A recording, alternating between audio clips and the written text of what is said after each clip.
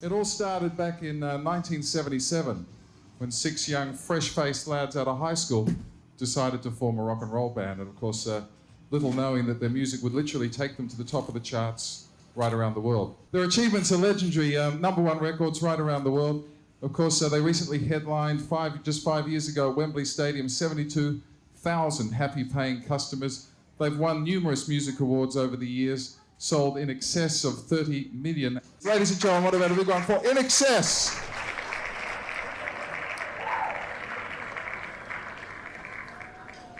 Wow. Yeah, I've been doing sort of similar thing, writing, working with a guy called Vincent Stone, done some music for a couple of short movies as well, and working with a sort of dance outfit called Eargasm. Michael, we've got a rough idea of what you've been up to too, mate. Skip. making babies. Gary, tell us. Halfway through making babies. Finish my. Sorry to interrupt you. gotta get home. Finished my studio. Been working with a lot of unsigned young bands and solo acts, just playing and producing. Did Richard Clapton album at my place. Basically, just trying to give young bands a go. Johnny? I've just been writing songs and sort of doing secret research on potential soundtrack scores and stuff, but not as exciting as everybody else. But A bit slow, eh? yeah, catch up. It's baby making especially. And Andrew, welcome back. Give us an overview of the past 3 years, mate. Well, I've spent the last couple of years working mainly in London, and funnily enough, I recorded 2 tracks with Yachty Indy at Abbey Road Studios, in the old Beatles studio. The recording room #2 there. And we did 2 tracks, Super Highway, A Matter of Choice, and I've produced a British band called Gun, finished an album for them. And basically written songs with Olivia Newton-John, Keith Urban, quite a few different people actually, Teddy Richards, Aretha Franklin's son, and a few other people. And me, mate. And I was about to say, happily work with my old friend Michael. Well, I must admit, it is fantastic to see the 6 of you there. Ladies and gentlemen from the press, some questions. Nick Bennett from Red Television. Guys, you've worked with Bruce Fairbairn, who's done all sorts of things, Cranberries, and just let me check Van Halen. So does the album sound more like the Van Halen mold or No. the Cranberries? No, because I know, good question. Basically, the way we put this album together is we started off, Andrew and I, spending a lot of time writing songs, and everybody actually writing songs and stuff, but we spent a lot more time on writing them and demoing them and getting them the way we wanted to sound. And then we wanted somebody that knew how to pull 6 guys into a studio and get them sounding great quickly, you know, so it sounded fresh. And Bruce is really, really good at that. So we made the album literally in 3 weeks. So that's why we use Bruce. He's real straightforward, like put that coffee down, get in here, you know. So One of the quickest albums you've made, you think? it's one of the quickest albums ever made. So it's great. It's great working with him. I mean, and the styling, as usual, sort of comes from the band, but more so on this record, I think. Kick was one of your biggest albums. Do you want to try and drag that kind of success into the year 2000? Is that what you're aiming for now? Sure. Okay. I mean, you know, Kick was when we made Kick, from memory, I think we had I think it was a general feeling of the band of making an album that would be, I guess, very acceptable, you know, very pop, and it was kind of power pop, I guess. I mean, that's what we had in our mind at the time. It's kind of a record we made. I mean, our favorite record may not be Kick. There may be millions of others, but you know, our favorite records. And you know, records do well because of all kinds of reasons. It's a very complex question to answer, you know. And at the moment, we made a record that we've got a lot of conviction about. Michael, you've talked a lot of bullshit in the press. Is that reflected much on this album? There's no bullshit on the album. Yeah, yeah. I guess there's stuff in there, you know. I mean, you learn a lot, and I feel a lot, and you know, if you've got any sensitivity or soul, it's gonna reflect on what you're doing in your music. And I hope. Angela Bishop. What's it like getting together and rehearsing together after all this time? It's been wonderful. Been really, really exciting. Yeah. Actually, we're all expecting it to be a lot harder than it was. It just seems like, I guess because we've grown up together and learned almost to play our instruments together, it's such a natural thing, you know, it just seems to happen. So it's great. I'm very excited. The question was, how do we get our songs together? Andrew, do you want to take that one away, baby? I would say the process is a fairly organic one at the best of times, wouldn't you say? I'd say it's a fairly... Actually, this time we started from scratch, didn't we? We used to do a lot of sort of, you'd write lyrics and I'd write lyrics, you'd write lyrics, I'd write, you know, and we'd sort of try and match them. And this time we just sort of walked into a room with nothing. And it just, every day we came out with a new song all finished. It was scary. When we went to make the record, these guys had, I must say, more or less 14 complete, the songs actually completed, like fully written.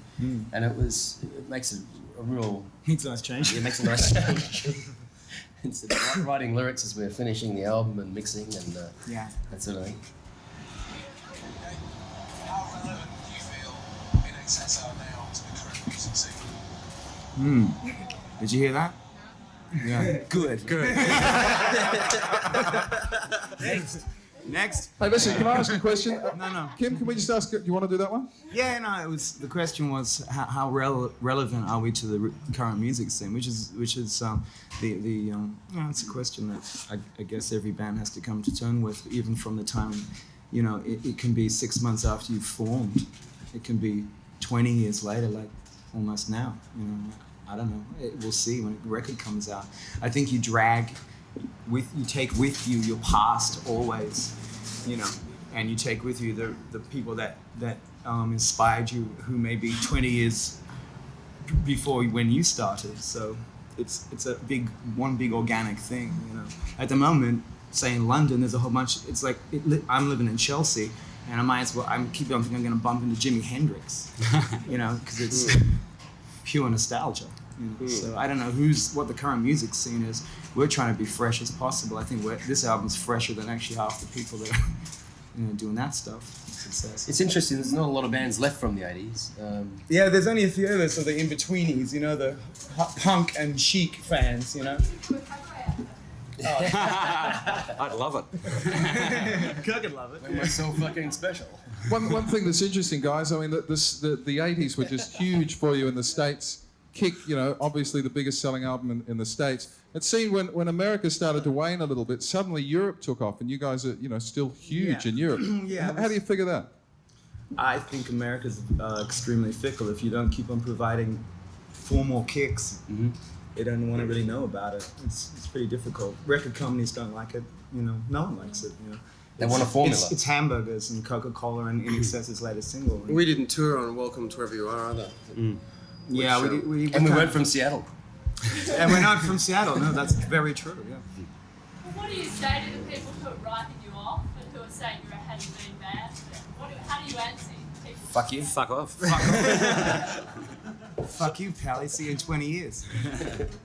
When really, there's no other answer to that. I mean, you know, It's just in our records. That's the least of it. You know. Yeah, really. You know, we all have our wilderness That was the years in edited music, version. and it doesn't matter what band you can take anybody, a bunch of people, and put them up here, and we all have our wilderness years, whether it's drugs, alcohol, lack of fame, whatever. But if you go down the corner and find any band that's like, you know, some indie band, those guys have the biggest egos in the world and are very, very clear of their territory, even if it is Surrey Hills, and they're the biggest pop stars in the world, man. I'm telling you, bigger egos than I got. Amongst your achievements, 30 million albums, all that stuff, how hard is it? I mean, probably your greatest achievement has been, or one of your greatest, has been staying together. There's not too many bands who stick together this long. How much has that been tested over the years? Well, there's been moments. You know, basically though, I don't think it's a big problem. basically there was a point where we were just so busy that we didn't have time to even think about whether we were together or not. You know, it was just literally your life was an itinerary, But you know, I guess what we really wanted to achieve in the last few years is to get our lives back somewhat, and then see if we could still be the same 6 guys together as a band. Yeah, with lives as well. We've It always seems to enjoyed work. playing together. We really enjoy making music. We're really happy with our albums, and I think we'll be the first ones to say let's call it a day if we don't feel we're making albums that we're happy with. It's true. I mean, you know, you get into a room and you find out if you can make music. We don't want to be doing cabaret. When we all got together to rehearse for this album in London, you know, we hadn't seen each other for just about 2 years as 6 guys, and without sounding corny, it was a really great. Once we got over the male bonding, it was a really great experience. It's a recovery. Took a few weeks for that. We've never, not split. It's just that, you know, we for once actually took control of our lives and said, hey, let's get off this ridiculous roundabout here for a while and do it the way we want to do it. And that's exactly what we're doing at the moment. Yeah, Do you have a time limit for that time that you needed for yourself? No, not really, no. It occurs, you know, it just happens, and suddenly you call someone up, Andy calls me up and says, hey, what are you doing this weekend? Let's get together. You know, now it's a really fresh start for us in a way. With Yeah, a new we record feel- company around the world, new management, and in many ways, you know, starting a new album. It feels like, you know, almost we're beginning again. So what brought you back to do this now? What was the impetus to get you back? Great songs. The love of doing it. Yeah, and we were ready to. I mean, as well. Andrew and I got together and we didn't know what was going to happen, and you never do, you know. Is that a weird feeling, knowing that you can inspire someone who's in such a different pursuit to yourself? No, it goes both ways. Yeah, Yeah, it's a nice True, feeling. it does really. go both ways. You know, we're inspired. You inspire us, and Yeah. hopefully we inspire you. Are you saying you like the press now? Love the press. Are you saying you like Well, us did now? we ever say we did? Did we ever say we didn't? Yeah, but that's That was different. English press. That's that's outrageous invasion of privacy, and I'm an Aussie bloke underneath all this, and I just couldn't take it any longer, you know. And I'm not really, I hate violence and stuff, but you know, blah blah. You know, it's expensive to punch photographers. I found out. I'm on a 12-month bond for GBH, so there'll be no punching for the moment. Got in the way, Mike? Do you think it's sort of clouded what INXS is all about, and that is music? I think the press is, and all this raucous in London, has it got in the way of what you're about? Totally. I mean, you know, it's horrifying. You lose control of the perception of oneself. You become a card. You don't become. In fact, what happens is you're no longer a human being. That's the weird. I don't know.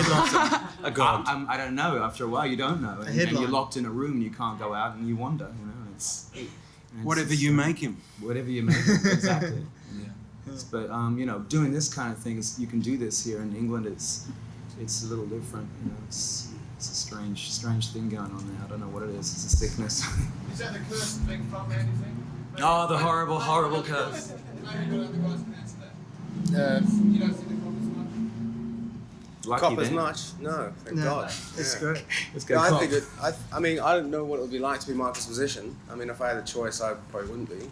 But that's my sorry.